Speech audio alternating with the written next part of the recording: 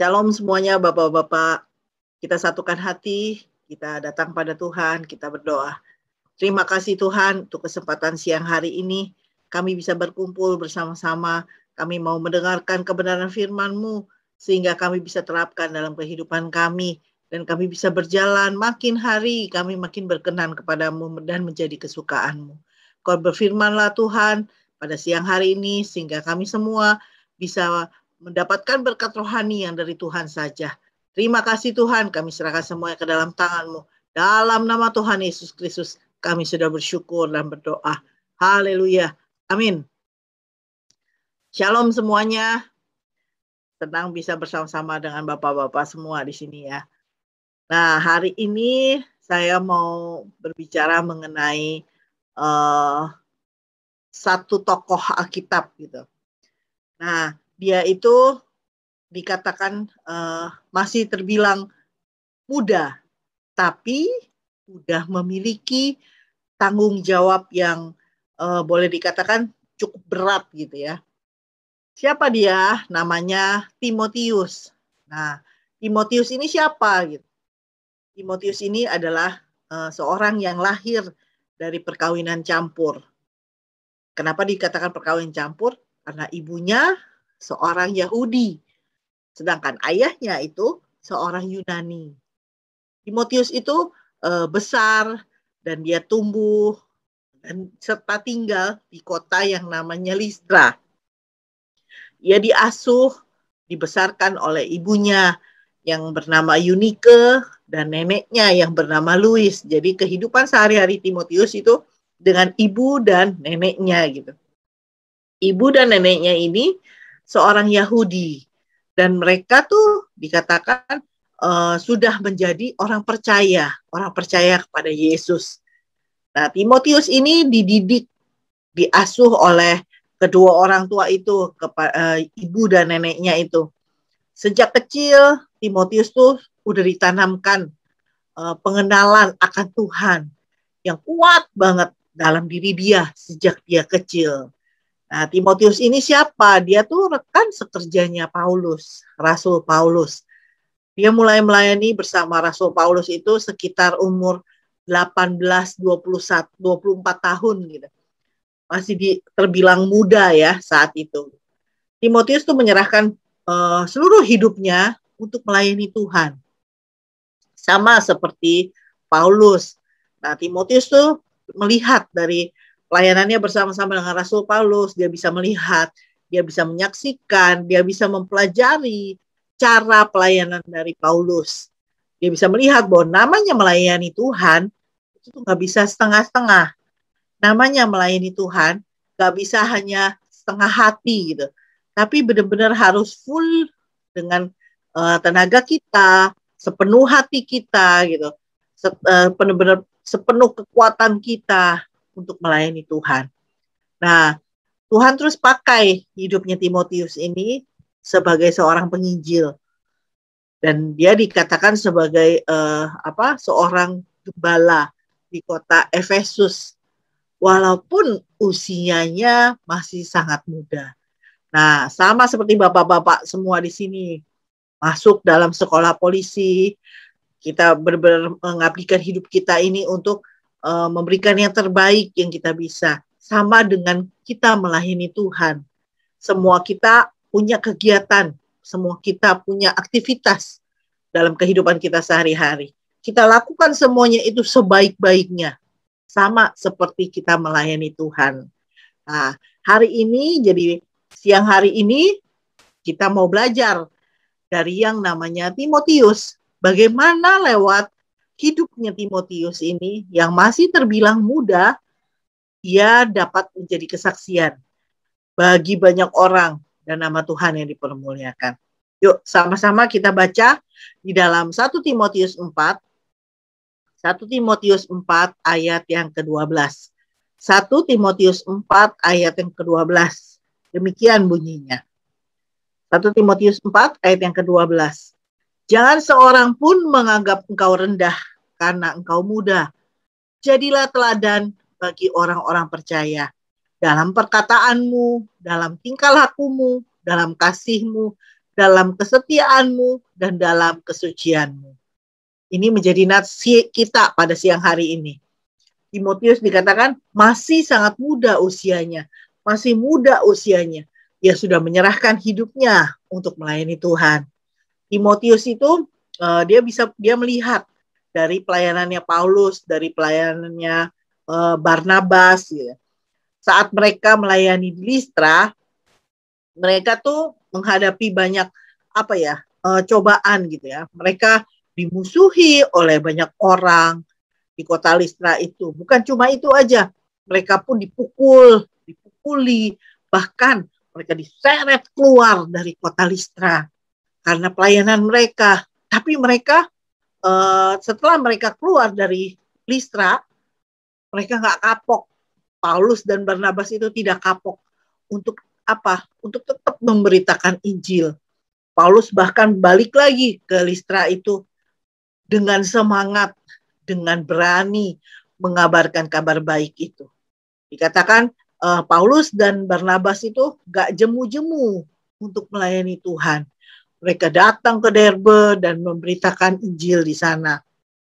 Lewat pelayanan mereka, akhirnya di kota Derbe itu tuh banyak murid yang dijadikan murid oleh mereka gitu. Jadi hari ini dari kisah hidupnya Timotius itu paling tidak kita bisa melihat ada 3 pelajaran yang bisa kita contoh, bisa kita terapkan dalam hidup ini. Sama seperti bapak-bapak semua yang masuk sekolah polisi di sini. Mungkin ada yang menghadapi tekanan, ada yang menghadapi beban hidup, ada yang menghadapi tanggung jawab yang besar, pergumulan hidupkah, kesusahan hidupkah, gitu, kesusahan yang kita alami dalam hidup ini. Nah, kita mau lihat 3 pelajaran yang bisa kita ambil dari kisah hidupnya Timotius ini.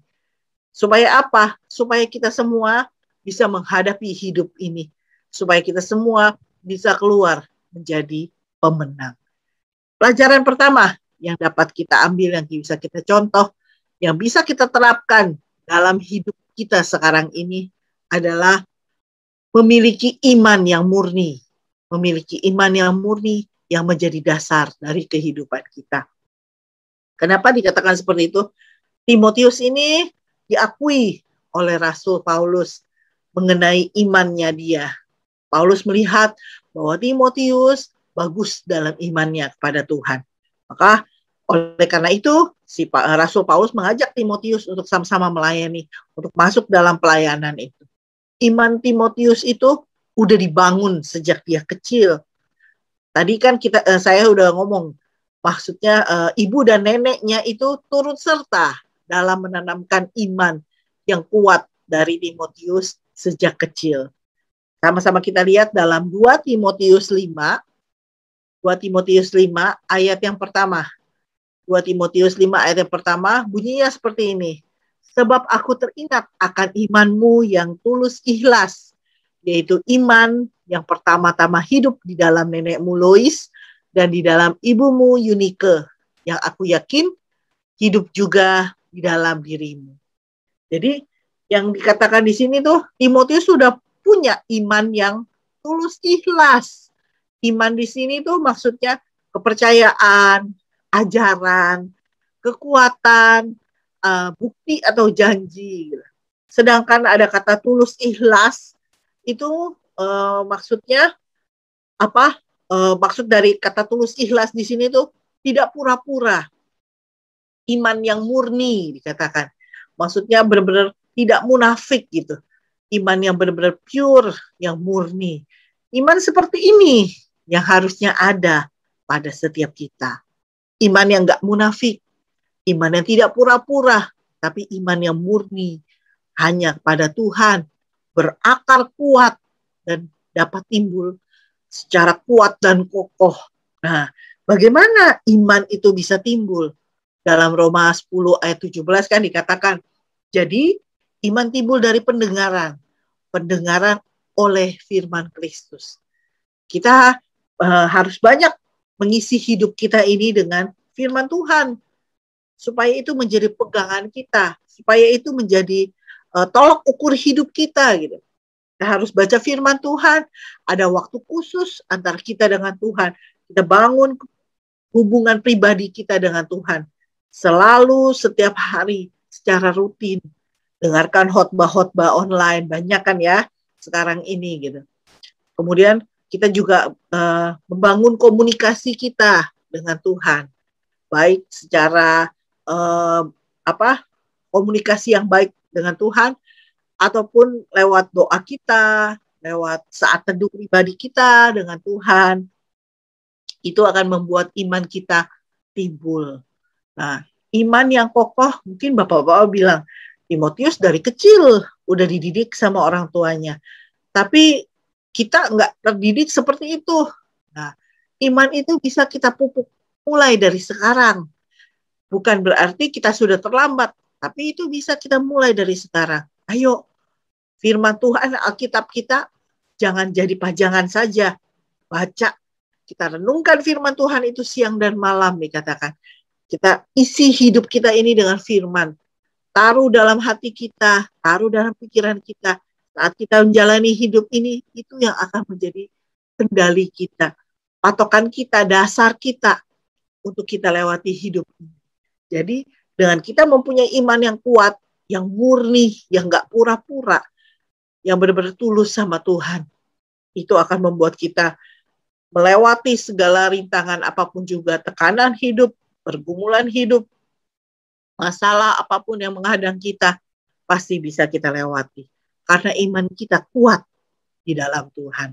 Jadi pelajaran yang pertama dari kisah hidup Timotius yang bisa kita contoh, yang bisa kita terapkan dalam hidup ini, yaitu miliki iman yang murni sebagai dasar hidup kita. Lalu pelajaran yang kedua yang dapat kita contoh, yang bisa kita terapkan dalam hidup kita sekarang ini, yaitu kita tuh harus menjadi teladan. Menjadi teladan itu menjadi kesaksian hidup. Kata teladan di sini tuh bahasa aslinya kan tupos. Itu maksudnya menjadi gambaran, menjadi contoh, menjadi patokan yang baik bagi orang lain.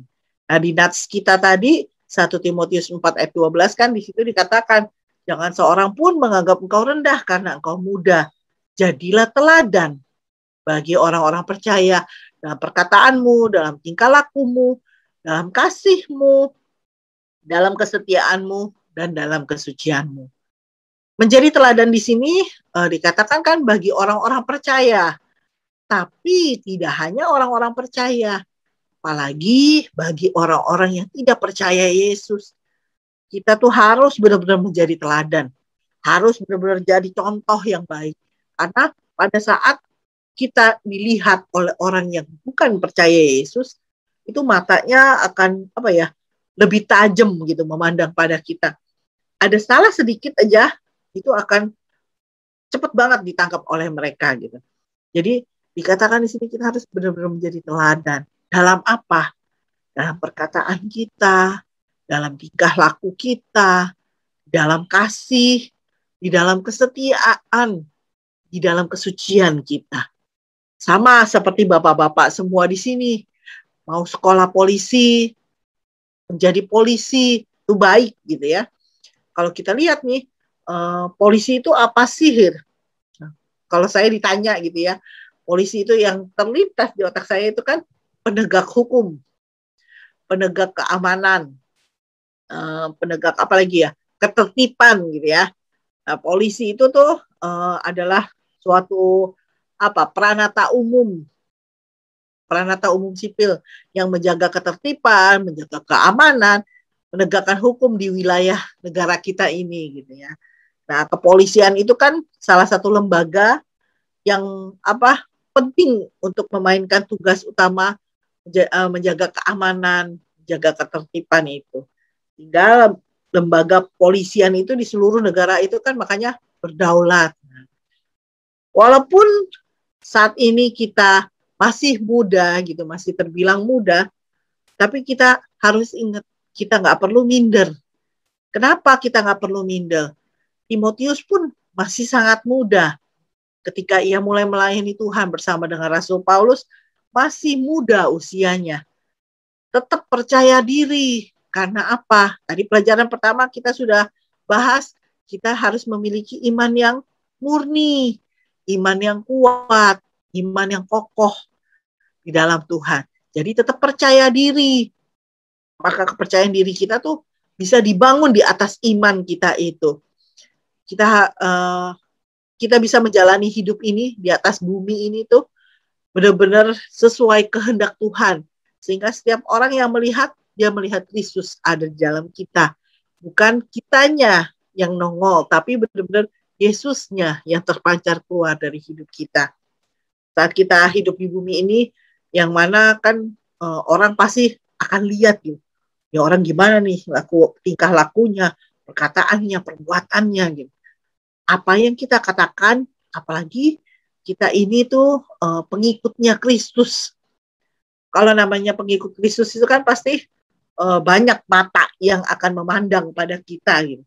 Dia akan melihat, mencari-cari kesalahan kita.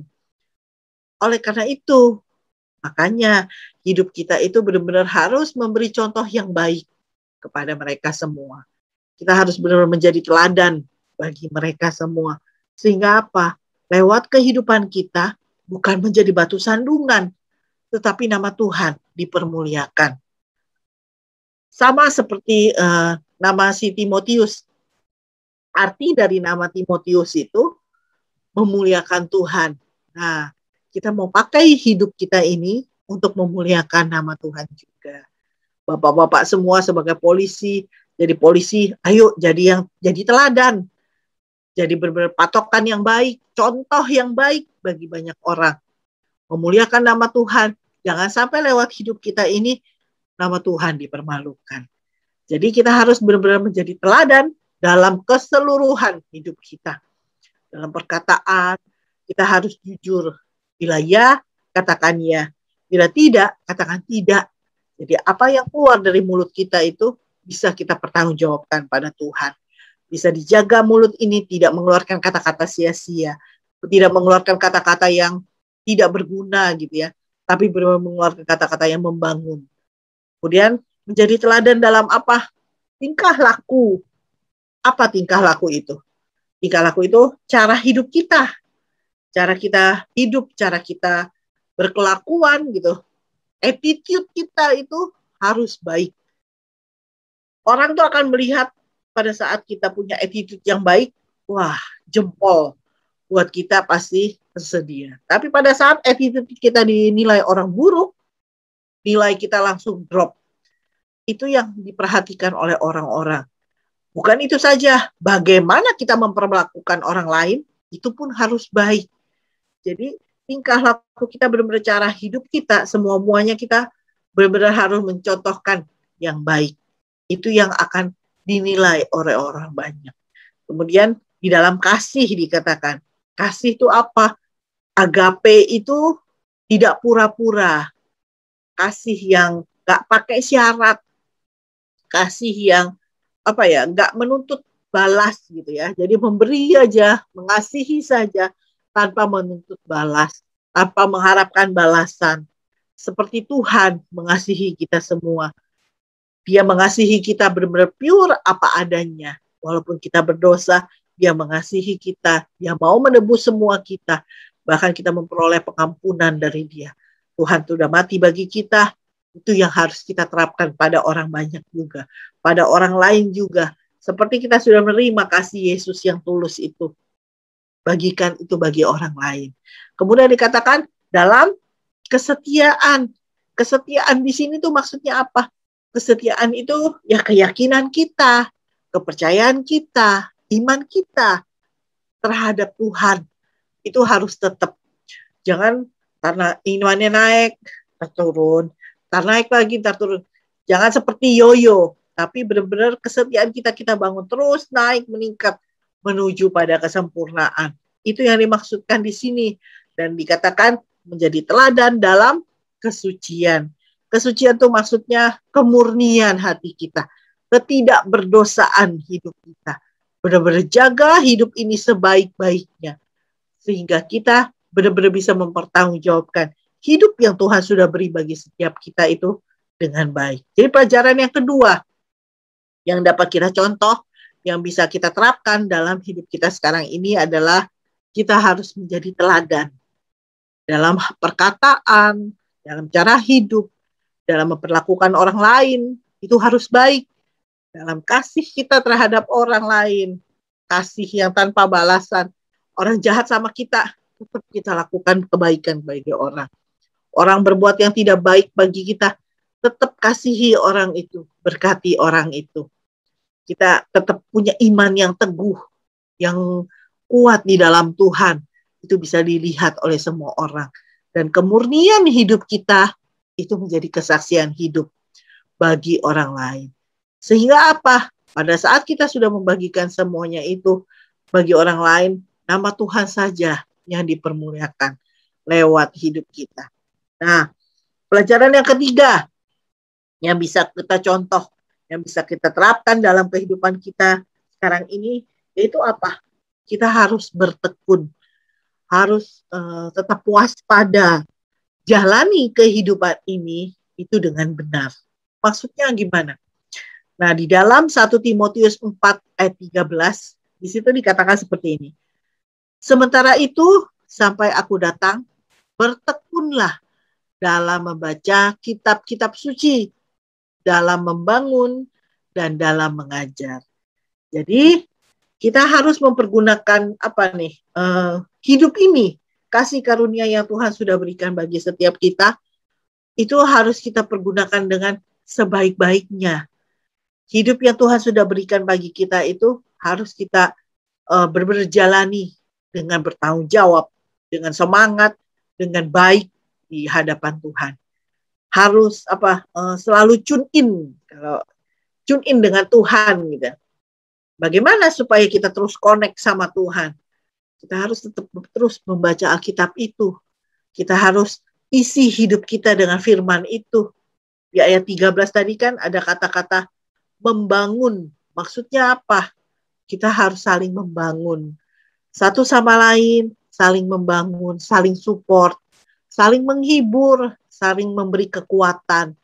Kalau ada yang butuh bantuan, langsung tolong. Ada yang butuh pertolongan, langsung kita tolong. Mau panjang tangan membantu orang lain gitu ya.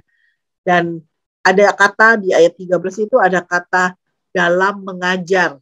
Maksudnya semua kita itu gak berhenti sampai di kita aja. Jadi khotbah yang kita dengarkah, ayat firman Tuhan yang kita terimakah, berkat-berkat rohani yang kita terimakah, udah sampai di kita aja, gak kemana-mana. Bukan seperti itu yang dimaksud di sini. Dalam mengajar di sini, maksudnya apa yang sudah kita dapat, yang ada pada kita, itu harus kita bagikan bagi orang lain. Kita transferkan bagi orang lain. Sehingga berkat Tuhan itu gak berhenti sampai di kita. Tapi kita terus membagi bagi orang lain. Sama seperti Timotius. Dikatakan di sini, Timotius itu sebagai seorang gembala. Ia harus terus mengajar jemaatnya. Walaupun dia sebagai gembala, dia masih terbilang muda. Tapi dia terus harus mendidik para jemaatnya itu untuk makin hari makin baik. Makin terus bertumbuh dalam Tuhan. Imannya makin terus meningkat, kuat, kokoh di dalam Tuhan. Bahkan mereka menjadi teladan dalam seluruh kehidupan mereka. Timotius harus terus menekankan mereka, membangun mereka, mengajar mereka, untuk mereka kuat, menjadi jemaat yang kuat di dalam Tuhan. Nah, apa yang kita sudah dapatkan hari ini, apa yang sudah kita isi dalam hidup kita, iman yang murnikah, iman yang kuatkah, kabar baik yang sudah kita tahu, kabar baik tentang Yesus, kabar baik tentang surga itu yang sudah kita tahu. Jangan stop di diri kita, tapi bagikan itu untuk orang lain. Yang sudah kita dapatkan, bagikan. Ajarkan semua itu untuk orang lain. Supaya apa? Berkat itu nggak sampai di kita aja, tapi berkat itu bisa ditransferkan juga kepada yang lainnya. Nah, pada saat kita sudah bisa sama-sama melakukan hal ini, kita akan menuju pada kerajaan surga yang Tuhan janjikan bagi kita semua. Jadi saya mau simpulkan, ada 3 pelajaran tadi yang bisa kita contoh hari ini, siang hari ini, yang bisa kita terapkan dari kehidupan Timotius. Yang pertama tadi, kita harus memiliki iman yang murni sebagai dasar hidup kita. Ayo, sama-sama bangun iman yang murni itu. Belum terlambat, sekarang ini terus dekat sama Tuhan. Bangun hubungan pribadi dengan Tuhan. Karena dalam dunia ini, yang kita perlukan tuh hanya Tuhan. Pegang Tuhan, andalkan Tuhan saja. Sehingga iman kita terus naik. Iman yang murni itu, yang kuat itu, hanya pada Tuhan bisa kita miliki. Yang kedua, kita harus menjadi teladan. Dalam apa? Dalam perkataan kah, tingkah laku kita, dalam kesucian kita, kesetiaan kita, semua kehidupan kita, keseluruhan dari hidup kita itu bisa menjadi teladan, bisa menjadi contoh yang baik bagi orang lain. Jadi pada saat orang lihat ke kita, iya ya, hidupnya berbeda, karena ada Kristus yang hidup di dalam kita. Maka kita akan memuliakan nama Tuhan lewat hidup kita ini. Nah, yang ketiga, kita harus tetap bertekun. Terus bertekun di dalam Tuhan. Ayo jalani hidup ini dengan benar, seperti yang Tuhan mau. Terus bagikan apa yang sudah kita dapat pada orang lain. Bukan cuma bertekun untuk diri sendiri, tetapi kita harus membagikan itu kepada orang banyak. Sehingga nama Tuhan saja yang ditinggikan dan dipermuliakan. Firman Tuhan itu sudah saya bagikan pada kesempatan siang hari ini.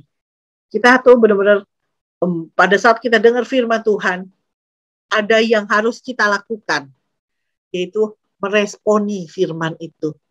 Menerima firman itu dan meresponinya dalam kehidupan kita masing-masing.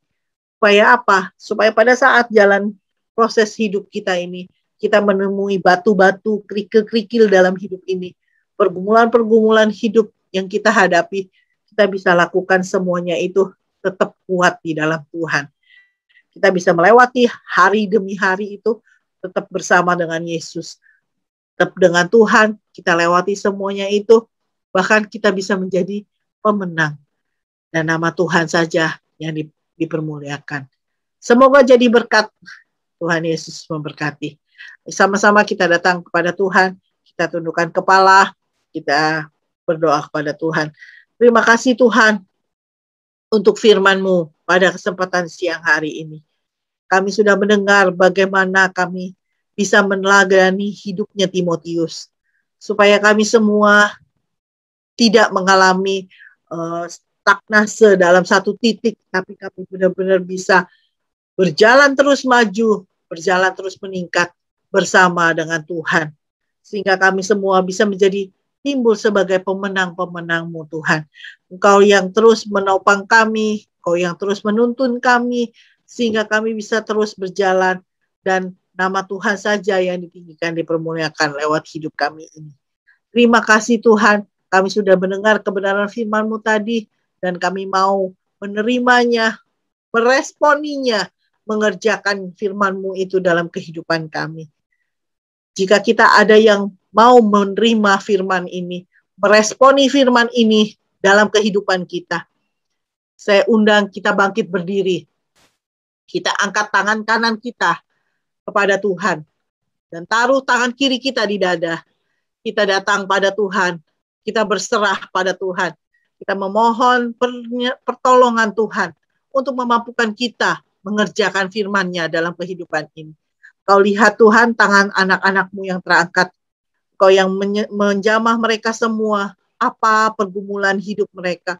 Apa yang mereka sedang keluhkan. Apa masalah mereka.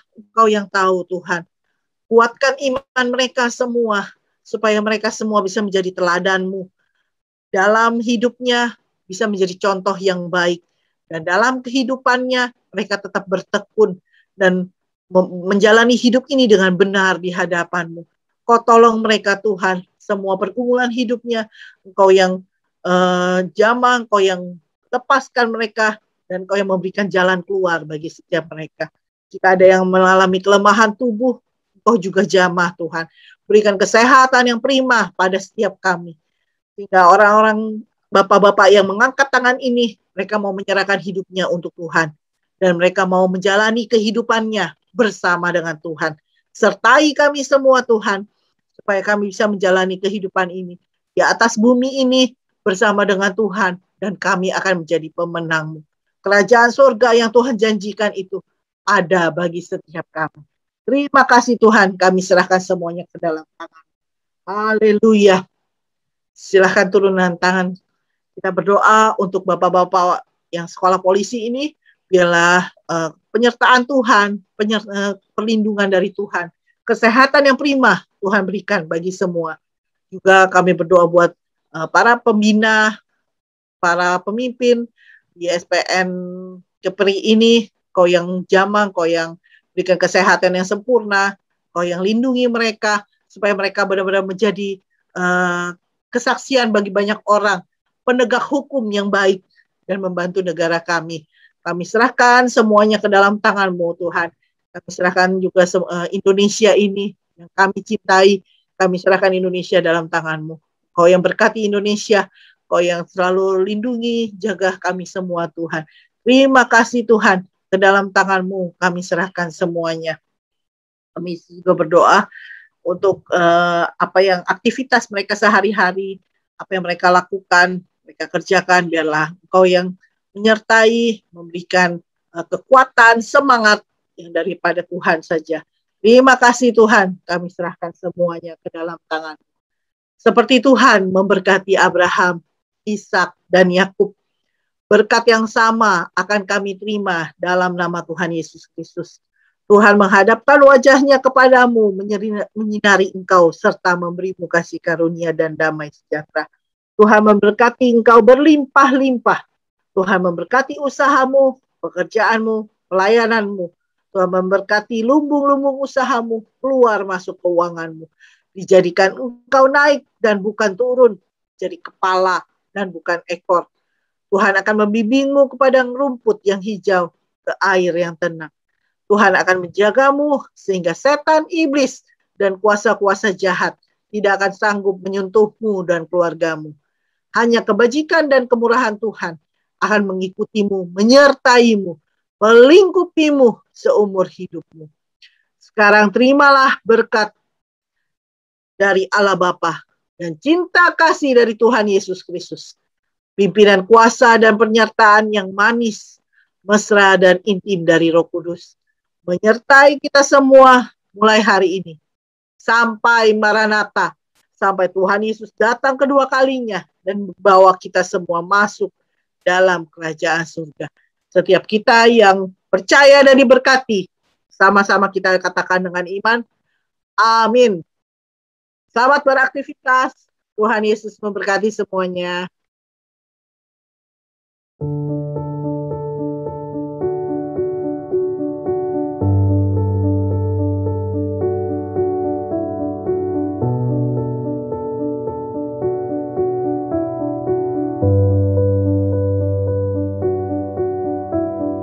Bagi Bapak Ibu yang merasa diberkati dan ingin memberkati kami lebih lewat dana, dapat disalurkan melalui scan barcode berikut ini atau ditransfer melalui rekening yang ada di layar Bapak Ibu Saudara.